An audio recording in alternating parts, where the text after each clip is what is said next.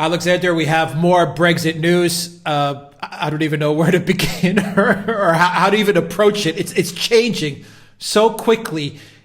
Today, we kind of had the breaking news. Donald Tusk came out with an announcement, and he said it has been agreed at negotiators level and agreed in principle at a political level that the EU and the UK are now moving forward with Brexit. Supposedly everything has been sorted out.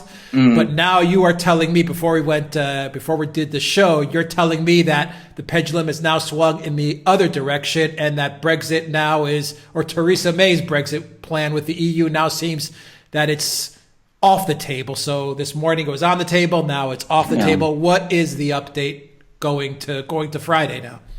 Right, well, Alex, first of all, one has to always add a word of caution because this thing changes, the mood changes on it literally from one day to the next. So we seem to be a situation where Theresa May's Brexit plan is dead in the water, and then instead the pendulum swings back in her favour. Now, today it swung against her. Now, can I explain what happened? Last week, we got the 585-page withdrawal agreement. This is the formal divorce that was going to be the terms under which Britain was going to leave the European Union. And this basically says what Britain is committed to. And it commits Britain to its customs union with the EU. It commits Britain to a soft border with Ireland, and I've explained that those are the two things that have to be taken together: a soft border and Britain out of the customs union are two inconsistent things. It also says that Britain cannot leave the customs union without the European Union's agreement. So that was last week, 585 pages of it. What we've had now is a 28-page declaration of what Britain and the EU are going to work towards agreeing once Brexit has taken place. And I mean, it envisages some sort of a free trade zone. But the key difference is that this is a 28-page document. The other one was a 585-page document. The 585-page document nails down Britain to all sorts of conditions which are legally binding.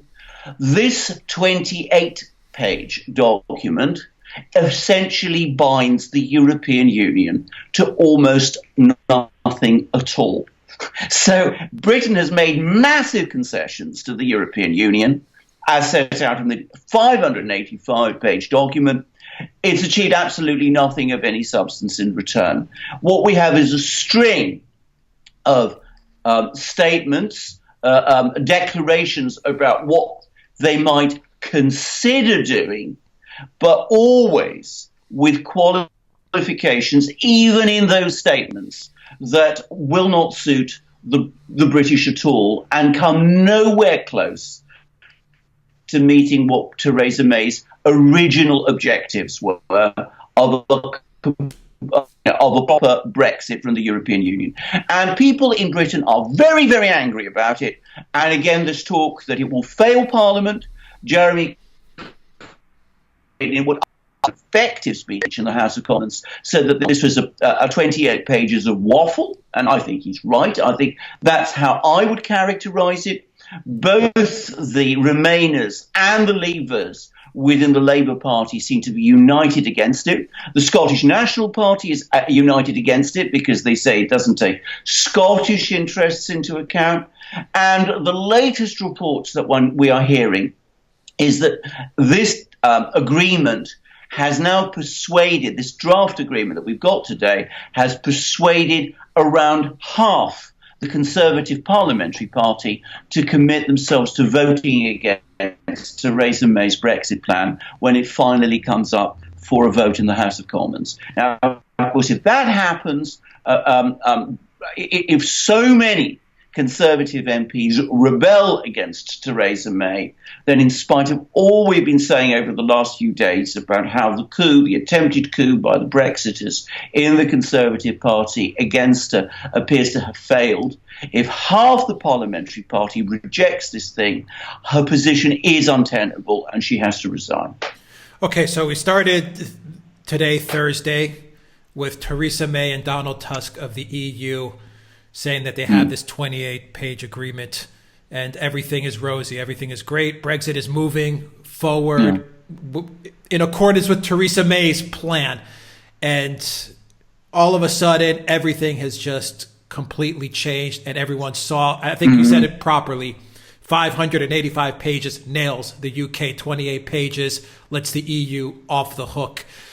Friday, going into the weekend now, you've made many statements about how British politics works over the weekend and a lot of the horse trading and the diplomacy that happens during the weekend. What should we expect now going into the weekend, Alexander?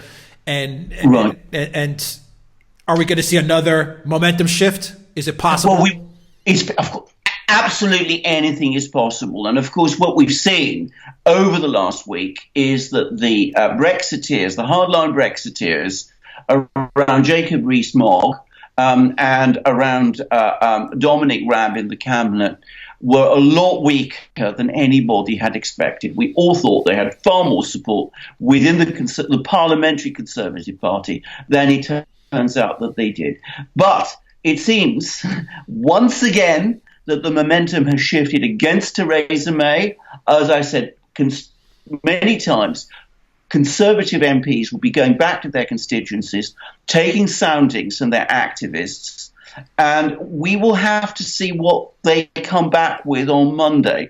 Now, last Sunday, the consensus seemed to be that the Conservative activists hated Theresa May's draft withdrawal agreement, but they weren't happy to see Theresa May herself removed because they were afraid of a general election. We will see what happens this weekend.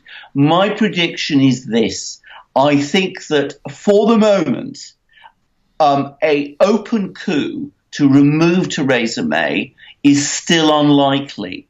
But I think we will see growing mobilisation in Parliament over the next few days to try to stop this agreement from being passed, voted on, and to maximise opposition within the Conservative Party to it.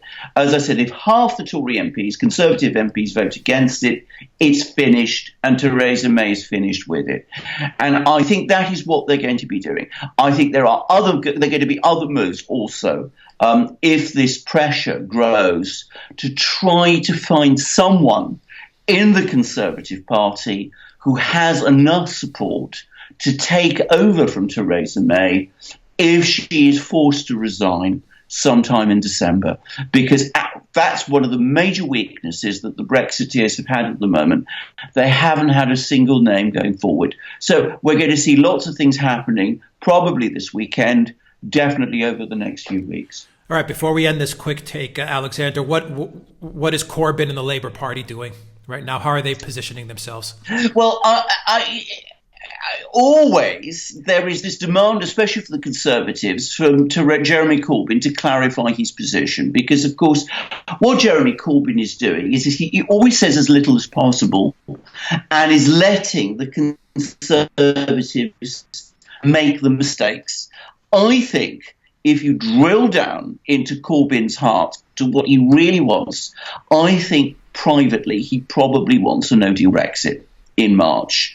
That way he can blame the Conservatives for any mess, and at the same time he's rid of the European Union, which he doesn't like, and can go ahead, win the election, which will probably happen shortly after, and get himself elected Prime Minister with a clean slate and with the option to move forward with whatever social and economic plans he wants. That, I think, is what he wants. But strategy at the moment is to play up Conservative divisions as much as he can so that he can force the Conservatives to vote against Theresa May's plan, leave the Conservatives in turmoil, strengthen his own position going forward as a future Prime Minister who will come out to sort the mess, and at the same time, as I said, advance what I think his objective is, which is a no-deal Brexit.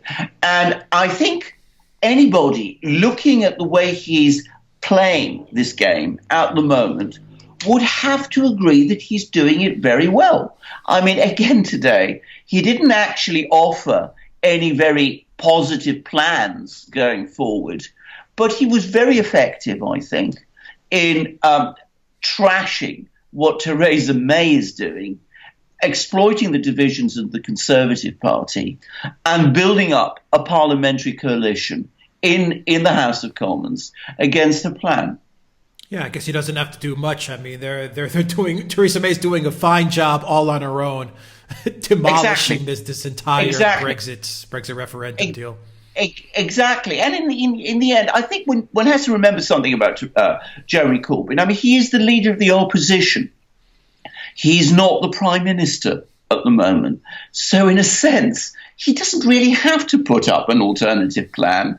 I mean, I understand a lot of the criticism that he's not doing so, and I have a lot of sympathy for it. But at the end of the day, if you're looking at it from a political point of view, and from the point of view of the Labour Party, which Jeremy Corbyn leads, it's difficult to fault his strategy.